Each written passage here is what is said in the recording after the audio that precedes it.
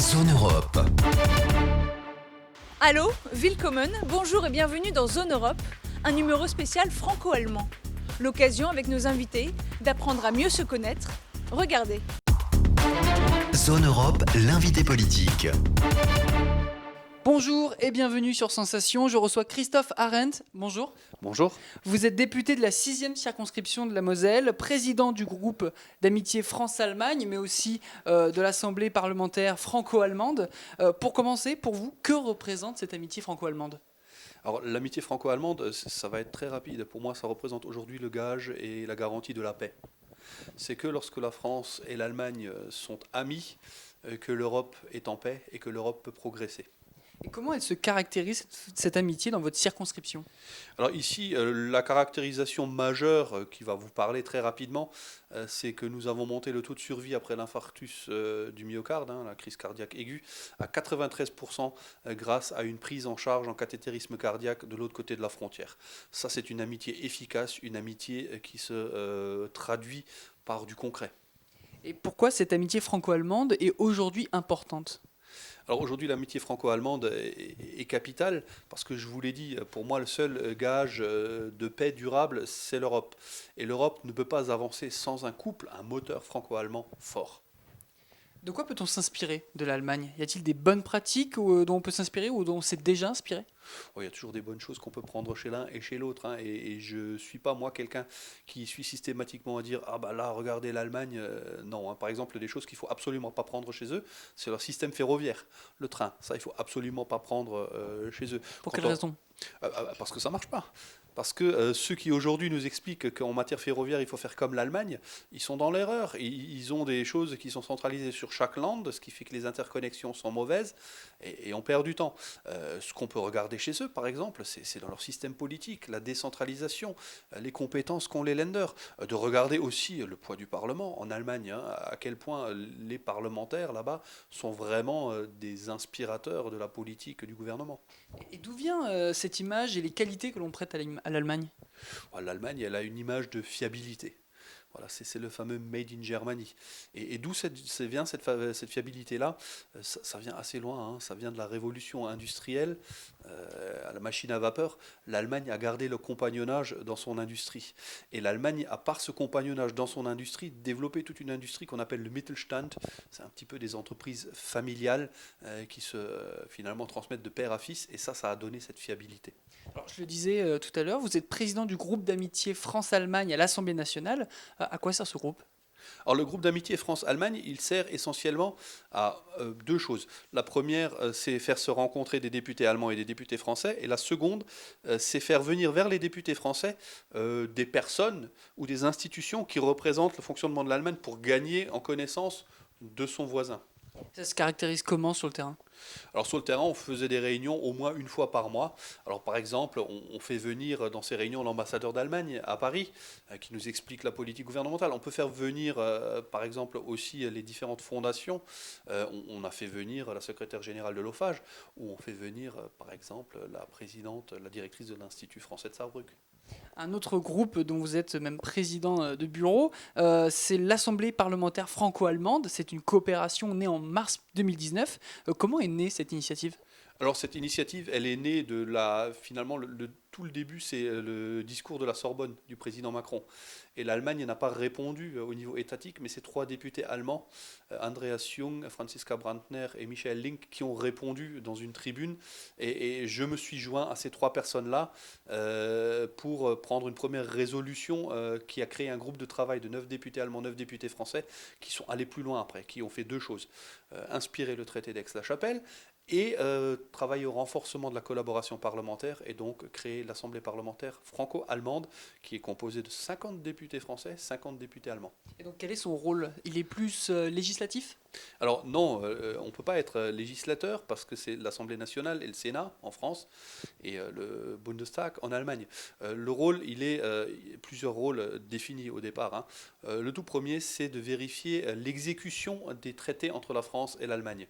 Le traité de l'Élysée, le traité d'Aix. C'est le rôle de contrôleur du Parlement, de contrôleur de l'action gouvernementale, de renforcer la coopération entre le Parlement français et le Parlement allemand en créant des groupes de travail communs et en essayant de rapprocher les commissions spécialisées des deux parlements. Et aujourd'hui, ça se traduit comment?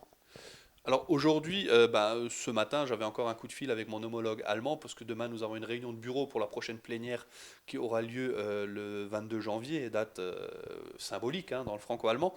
Ça se traduit concrètement par 2 plénières par an, une en janvier, une en septembre, lors de laquelle nous sommes sur les sujets d'actualité, nous prenons des délibérations. Là, nous allons prendre une délibération sur la crise sanitaire, sur la gestion de l'après, autant d'un point de vue humain que d'un point de vue économique. Il y a des groupes de travail. 5 groupes de travail aujourd'hui existent. Le premier sur l'innovation de rupture va rendre ses conclusions, là encore une fois, le 22 janvier prochain. Vous l'avez dit, l'un des sujets les plus importants en ce moment, c'est la crise sanitaire. Qu'est-ce que ce groupe peut permettre? Alors, je vous enverrai vers une déclaration que nous avions fait avec Andreas Jung le 6 avril dernier, dans laquelle nous demandions une souveraineté sanitaire européenne et où nous demandions une prise en charge, une dette européenne commune. Et quand vous allez regarder la déclaration, l'initiative Macron-Merkel du 18 mai, en comparant, c'est un peu rapide là, mais en comparant ces 2 papiers, vous verrez à quoi a servi l'Assemblée parlementaire franco-allemande dans cette période très critique, avec notamment en urgence l'audition, 2 auditions, l'une de Seehofer Castaner, les ministres de l'Intérieur, et la seconde, l'audition de Scholz Le Maire, les ministres des Finances. Quelles sont les coopératives les plus marquantes pour vous, selon vous, entre la France et l'Allemagne dans tous les domaines, que ce soit industriel, culturel? Alors aujourd'hui c'est transversal, je vous ai dit que l'Europe a besoin d'un moteur franco-allemand fort, donc on a une coopération qui est transversale, qui va dans tous les domaines. Aujourd'hui, je vais reprendre les groupes de travail, je vous ai dit l'innovation de rupture, il faut qu'on bosse ensemble, sur la politique étrangère, la défense, il faut qu'on bosse ensemble, sur le Green Deal et la finance verte, il faut qu'on bosse ensemble, sur le code des affaires communs franco-allemand, on bosse ensemble. Le dernier groupe de travail, lui c'est asile, migration, intégration, il faut qu'on travaille ensemble. C'est vrai que la défense prend dans les médias une grande place, notamment sur SCAF MGCS, le système de combat aérien du futur, et le Main Ground Combat System, donc le char du futur. Ça, les gens aiment, sont passionnés à en parler, mais on n'aboutit pas si on n'aboutit pas à une parole commune en termes de politique étrangère. Ici, sur mon territoire, ce qui est capital et ce que j'essaye de mettre en place, ce serait une stratégie commune sur la gestion de la crise sanitaire Covid et de l'après-Covid. Il y a des réticences à ce genre d'amitié franco-allemande sur le territoire de la Moselle, par exemple? Il y a toujours des réticences, il y a toujours des gens qui ne sont pas de cette obédience politique-là et qui pensent que on serait bien mieux en refermant une frontière et en se refermant sur nous-mêmes. C'est pas mon point de vue. Moi, je pense que seul, je vais très vite, mais ensemble, on va très loin. Alors, les relations entre l'Allemagne et la France ont beaucoup évolué au fil des années. Il y a eu de nombreux actes symboliques entre Adenauer et De Gaulle, Mitterrand et Kohl, Giscard d'Estaing et Schmitt. Quels sont pour vous ceux qui ont le plus œuvré au rapprochement de ces 2 pays? Écoutez, chacun à son niveau, des binômes que vous avez cités, a contribué au rapprochement. Je vais vous en citer un autre qui est un peu moins connu, qui est Cazeneuve de Mézières, qui était ministre de l'Intérieur et qui ont été les premiers quasiment à adresser un courrier conjoint d'un ministre français et d'un ministre allemand à l'époque à Hollande et à Merkel. Je vais vous citer aussi aujourd'hui Schäuble-Ferrand, qui est un duo qui fonctionne très bien et qui fait avancer les choses.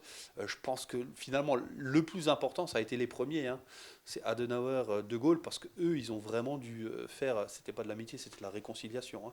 C'est des ennemis d'hier qui se serrent la main. Et c'est tous les citoyens qui ont poussé à ça, parce que c'est pas une initiative que d'eux, c'est des citoyens de Montbéliard et d'une ville allemande qui ont été les premiers à se jumeler, et voilà, c'est ces gens-là. C'est ces gens qui ont été des ennemis d'hier, en dehors des chefs de l'État, qui se sont serrés la main. Est-ce que pour vous, le couple franco-allemand, c'est le moteur de la construction européenne? Évidemment, vous ne voyez pas d'avancée significative de l'Europe sans un moteur franco-allemand important. De toute manière, même Victor Hugo le disait déjà, quand Paris médite, l'Europe réfléchit, quand Paris agit, l'Europe suit. Quel bilan dressez-vous de la présidence allemande de l'Union européenne? Alors ils ont fait un gros boulot, parce qu'ils ont quand même conditionné l'aide à l'état de droit. Si vous avez suivi, hein, ça a donné des débats assez houleux là, jusqu'au 10-11 décembre. Et je pense que c'était important que certains pays qui étaient un petit peu récalcitrants ou qui aujourd'hui sont un petit peu en arrière de la ligne de crête sur la démocratie, qu'on les rappelle à l'ordre et qu'on leur dise, écoutez, nous, vous aurez de l'aide, mais on la conditionne à l'état de droit chez vous. Et l'Allemagne a pris cette présidence dans un contexte très compliqué avec le soutien de la France a quelque part abouti à un travail important. Merci beaucoup, Christophe Arendt, d'avoir été avec nous. Je rappelle que vous êtes député de la 6e circonscription de la Moselle, président du groupe d'amitié France-Allemagne et président bureau du groupe parlementaire franco-allemand. Et vous pouvez retrouver cette émission en podcast audio et vidéo sur notre site et notre application Radio Sensation. Ce numéro spécial franco-allemand de Zone Europe se poursuit avec une nouvelle rencontre. Zone Europe sur Sensation. Bonjour et bienvenue sur Sensation. Hallo und willkommen im Radio Sensation. J'ai juste Martin en allemand. Ouais, guten Tag. Guten Tag. Je reçois aujourd'hui le chef allemand Martin Simolka. Vous êtes le chef de la brasserie urbaine et de l'hôtel Molitor à Paris. Bonjour Martin. Bonjour. Alors, on va d'abord s'intéresser à votre parcours. Je le disais, vous êtes d'origine allemande. Alors j'ai lu que vous aviez rapidement abandonné vos études en sciences économiques, rien à voir, pour vous lancer dans la cuisine. Alors racontez-nous comment s'est fait cette bascule. Bon, j'étais toujours passionné par la cuisine, donc j'ai un petit potager en Allemagne quand j'étais un peu plus jeune. J'ai fait un bac en économie donc, pendant 3 ans. Et après, j'ai commencé la cuisine. Donc j'ai commencé au Hôtel Adlon, mon apprentissage pendant 3 ans. En fait, j'étais rapidement très passionné en fait, par la cuisine. Et du coup, en fait, après les 3 ans, mon chef, il m'a envoyé en France. Donc, il a trouvé un travail pour moi. Donc, c'était au Martinez, donc où je débutais en fait mon premier place de commis à 22 ans. Donc, assez tard pour un cuisinier, mais c'était très impressionnant parce que je parlais même pas un mot français. Donc aujourd'hui, c'est l'inverse. Donc aujourd'hui, j'ai du mal à parler en allemand. Du coup, voilà. Donc c'était une très belle expérience. Donc j'ai resté pendant 2 ans quasiment à Cannes. Et après, je suis monté sur Paris. Donc je fais le Shangri-La. Après, je fais le pavillon Le Doyen avant, le Shangri-La. Après, je suis parti au Georges V. Ensuite, j'étais au Peninsula avec Chef Raux, donc avec qui j'ai beaucoup appris. Donc, j'étais pendant 4 ans là-bas comme premier sous-chef et voilà. Et après, j'ai pris le poste ici au Molitor. Donc, il y a le 7 septembre. Alors, si je comprends bien, vous n'avez pas vraiment choisi de venir en France, si on vous a trouvé une place dans une cuisine. Mais pour un jeune Allemand, qu'est-ce que ça représente la cuisine française? Est-ce que c'est une gastronomie différente? Comment est-ce qu'on représente la cuisine française? Bon, pour moi, pour ma part, à la base, je voulais aller partir en Suisse. Mais mon chef, en fait, il m'a dit que Martin, quand même, pour bien apprendre la cuisine, les bonnes bases, il faut aller en France. Et pour nous, même en Allemagne, en fait, où j'ai travaillé au Théâtre, notre chef, il a fait beaucoup des classiques de la cuisine française. Donc, c'est quelque chose que j'aime bien. La cuisine française, en fait, c'est important parce qu'en fait, on reste sur le produit. On ne défend pas trop le produit.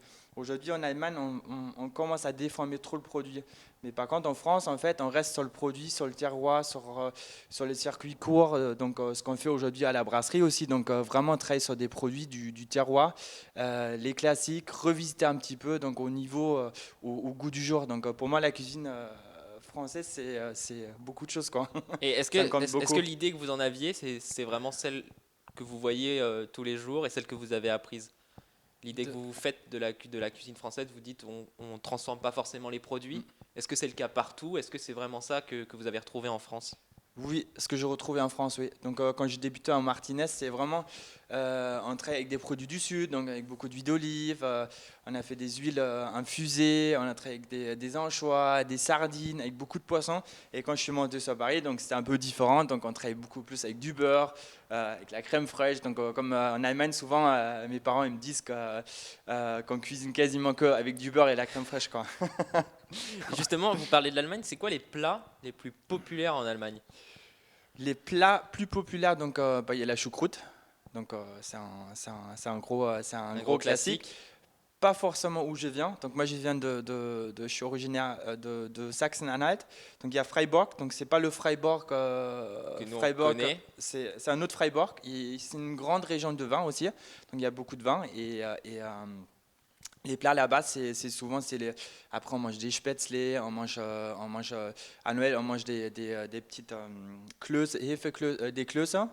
Avec du chou rouge, compoté de chou rouge et du canard cuit. Par contre, le canard, c'est pas comme en France, on la mange bien cuit. Ah d'accord, Ouais. ça s'effile pas comme ça quand on touche, Non, quand on pas du touche tout. l'os. Donc nous, ce qui est important de l'Allemagne, que la peau il soit bien croustillant. D'accord. Et après, malheureusement, les suprêmes ils sont déjà trop. Le mari de canard, il est déjà trop cuit, quoi. Alors, vous parliez de différence entre la cuisine allemande et la cuisine française. Le beurre et la crème en Allemagne, quelque chose de bien cuit. Est-ce qu'il y a des points communs entre ces cuisines quand même? Les points communs, c'est passer la gourmandise. Donc, on aime bien travailler avec des plats. Aujourd'hui, en France, qualitatifs, les produits sont meilleurs. Mais après, en Allemagne, on aime bien manger gourmand. La cuisine pas bien équilibrée, mais bien gourmand encore. Et est-ce que dans la cuisine française, vous retrouvez des choses de la cuisine allemande, dans la cuisine allemande des choses de la cuisine française? Est-ce qu'elles s'inspirent l'une de l'autre? Bah, je trouve un peu l'Alsace. Ouais. La cuisine Alsace, ça ressemble un peu à la cuisine, ce qu'on fait en Allemagne, comme les bretzels, les spätzle. Il y a plein de trucs en fait qu'on fait en commun avec l'Allemagne et l'Alsace. Est-ce que c'est un département dans lequel vous vous verriez bien cuisiner, l'Alsace par exemple? Pas forcément. Non? Ça Moi, vous fait j'aime- du bien de cuisiner autre chose? Oui, je suis. Aujourd'hui, je me sens bien à Paris, donc j'aime bien le style de cuisine qu'on fait à Paris. C'est quand même quelque chose qu'on travaille avec des classiques, mais on revisite un petit peu au goût du jour, donc un peu plus créatif. Donc moi, j'aime bien quand même la cuisine de Paris, quoi. Donc, Et qu'est-ce la qui vous cuisine qu'on fait motive au ici. quotidien pour faire cette cuisine? Passer la passion. Donc, je suis un grand passionné par la cuisine. Donc, j'aime mon métier et j'aime travailler. Donc, même à la maison, je fais des petites pâtés en croûte. Donc, c'est une passion. La cuisine, en fait, on tombe vite amoureux de la cuisine. Justement, j'ai une question. Quand on est chef, quand on cuisine toute la journée, est-ce que quand on rentre chez soi le soir ou quand on finit tard le soir et qu'on rentre, est-ce qu'on a encore envie de se faire à manger ou on fait comme tout le monde et on se fait juste des pâtes et avec un peu de sauce tomate ou... Bon, le soir, je mange plus, sinon je vais finir très gros. Non, le soir, je mange. Le soir, quand je finis, il est quand même relativement tard, donc je mange plus grand chose. Donc après, par contre, quand je suis en week-end, j'aime bien cuisiner. Donc pour ma petite famille, donc là pendant les fêtes, on a fait un petit chapon farci. Donc j'aime bien oui. aussi même à la maison de faire travailler un peu sur le produit. Donc je désossais à plat mon chapon. J'ai fait une petite farce couchant volaille avec un peu de truffe dedans et je farcis mon chapon. Je reconstitue en fait mon chapon et en fait Rien de très simple. c'est pas très simple. Donc, par contre, au niveau de goût, c'était la viande était bien tendre. On a fait des petites pommes dauphines maison. Donc, j'aime bien à la maison quand même faire des trucs quasiment fait tout maison, quoi. Donc, c'est important, quoi. Très bien. Alors, je le disais, vous êtes chef de la brasserie urbaine et de l'hôtel Molitor à Paris. Alors, j'ai une question. Quand vous arrivez d'Allemagne, donc vous nous avez expliqué votre parcours. Maintenant que vous êtes dans cet établissement parisien, qu'est-ce que vous pensez apporter, vous, à cet établissement? Aujourd'hui, à cet établissement, en fait, je vais apporter ma créativité. Donc, sur chaque plat, aujourd'hui, mon défi aujourd'hui, c'est dans la brasserie de retrouver les classiques de la cuisine française dans cette brasserie, mais revisiter. Donc, par exemple, là, on va faire je peux parler du pâté en croûte. Donc le pâté en croûte, le défi c'était j'ai pas d'hachoir et j'ai pas de moule. Et du coup je voulais faire rapidement un pâté en croûte ici, sans acheter un moule et un hachoir. Et du coup je trouvais une solution pour faire ma farce. Donc taillé au couteau. Donc on a fait un pâté en croûte sans porc aussi pour faire plaisir à tout le monde. Donc il y a du volaille, foie gras, pistache, canard et des fruits secs dedans. Donc, Que des choses bonnes. c'est ça. Donc je cuis ça dans un petit moule à pâtisserie. Donc c'est un moule à gâteau en forme carrée. Donc c'est pas un pâté en croûte classique. Donc, Pas quelque chose de très traditionnel. voilà, c'est revisité. Donc c'est revisité dans une autre forme. Avec ça, il y a un petit gel poire. Donc des petits segments de poire et des oignons pickles, tout simplement. Et après, ce qu'on a, il y a un autre plat qui me tient bien à cœur, c'est aussi l'œuf mimosa qu'on a revisité avec un peu de truffe dessus. Donc le truffe, on a fait notre mimosa avec un peu de truffe, ciboulette, vinaigre, sel et poivre. Et après, ensuite, on râpe avec la microplane, un peu de truffe dessus. Et avec ça, on a de la cressonnette. Donc la cressonnette, c'est du cresson, mais un petit format qui ramène un peu de peps. Et un petit coulis de cresson qu'on mixe cuit et cru pour ramener vraiment un truc qui relève un petit peu. Donc nous, à chaque plat, en fait, chaque plat qu'on fait, on essaye de ramener un petit peps à chaque plat. Par exemple, avec les gambas, on rajoute un peu de kombava. Donc on cherche comme des produits, pas forcément du terroir français, aussi un peu quelque chose de surprenant à chaque plat. Et comment est-ce qu'on imagine tout ça? Je suppose que c'est pas comme ça, d'un coup on arrive en cuisine, enfin je sais pas, je suis pas cuisinier, mais je sais pas, moi si j'arrive dans une cuisine, je me dis pas tiens je vais prendre ça, je vais les mettre ensemble, ça va bien se passer. Comment est-ce que ça prend beaucoup de temps? Est-ce que des fois c'est des hasards? Comment ça se passe? Donc après moi c'est plus le parcours qui fait en fait que j'ai appris la cuisine moderne et classique. Donc j'ai appris les deux. Et aujourd'hui, en fait, je me suis mis en réflexion pour les premières cartes que j'ai fait, de chercher les produits, les classiques, mais les revisiter. Donc je cherche, par exemple, je me disais, un œuf mimosa, ça pourrait être pas mal, ça plaît à tout le monde. Donc j'ai pris mon œuf mimosa, c'était quasiment fin été, donc il y avait encore la truffe d'été. On est parti sur la truffe de Bourgogne, donc j'ai rajouté un peu de truffe et la cressonnette comme pour ramener un peu de peps. J'ai ramené pas un peu de peps, un peu de couleur. En fait, j'ai ramené la cressonnette quoi. Et voilà quoi, donc pareil sur le pâté en croûte, le petit gel, le condiment que je mets dessus, ça en fait j'ai appris avant, où je travaillais avant, donc à chaque plat on ramène un petit truc. C'est ça, vous emmenez votre parcours partout. C'est ça, tout à fait. Et après j'ai intégré ma créativité à chaque plat, donc je réfléchis, je fais mon plat de base. Donc là aujourd'hui, par exemple, je suis en train de travailler sur les cartes pour l'année prochaine, pour le toit terrasse. Donc on a le toit terrasse aussi là-haut. Donc le toit terrasse, c'est une cuisine complètement différente. Donc c'est une cuisine de plage, donc un peu. C'est quelque chose que vous connaissez du coup, vu que vous avez commencé à Cannes. Oui, un peu tendance, donc plus des produits du sud, donc du poisson cuit entier. Donc c'est ce qui est bien en fait ici dans l'hôtel. À la brasserie, on va faire la cuisine classique et là-haut, on va faire une cuisine un peu plus tendance.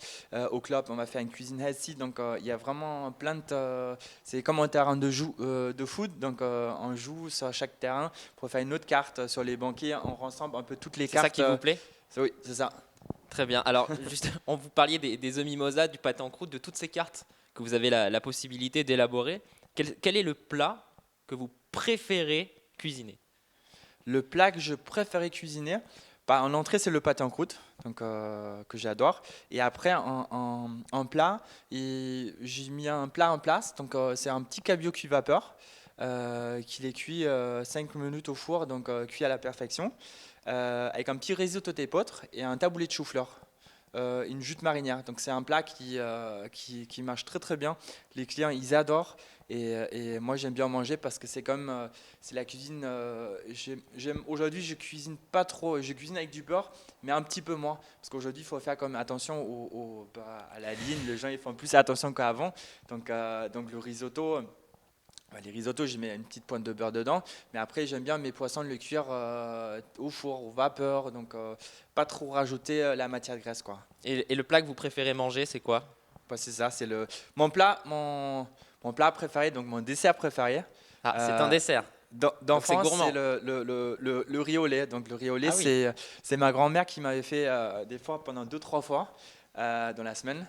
Elle m'a fait ça pendant 2-3 fois. C'était du riz au lait chaud. Donc on amène, on mange ça chaud. Donc c'est pas comme en France. C'est cuit avec du lait, avec un peu de vanille. Et ensuite il y a du beurre noisette dessus, sucre et cannelle. Donc j'ai adoré ça, du beurre noisette chaud. Donc voilà, c'est mon plat, c'est ce que je pourrais manger tous les jours. Mignon. Alors si vous aviez pour finir un conseil culinaire à donner aux auditeurs de Radio Sensation, un petit truc comme ça qui fait que ça change, je sais pas, un ingrédient secret qu'on pourrait rajouter dans les pâtes qu'on se fait tous les jours, dans le riz. Un petit ingrédient. Donc moi, ce que je vous conseille, si vous faites pour le poisson, moi j'aime bien rajouter un petit zeste de citron vert ça change tout. Donc même aux salades, toutes les salades que vous faites, un petit zeste de citron vert, un petit herbe frais, ça change tout un plat, quoi. Très bien, j'essayerai en tout cas. Merci beaucoup Martin Simolka d'avoir été avec nous. Danke sehr, Martin. Vielen Dank, bis bald. Je rappelle que vous êtes le chef de la brasserie urbaine et de l'hôtel Molitor à Paris. Alors vous pouvez retrouver cette émission en podcast audio et vidéo sur notre site et notre application Radio Sensation. Avant de se quitter, un petit clin d'œil aux expressions populaires. Comment dit-on être enroué en France et en Allemagne? Regardez.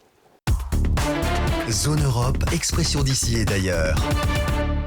En Allemagne, on dit einen Frosch im Hals haben, ce qui signifie avoir une grenouille dans la gorge. Les Français disent avoir un chat dans la gorge. Zone Europe, c'est terminé. Vous pouvez retrouver cette émission en podcast audio et vidéo sur notre site et notre application Radio Sensation. Merci et au revoir. Tchuss! Zone Europe sur Sensation.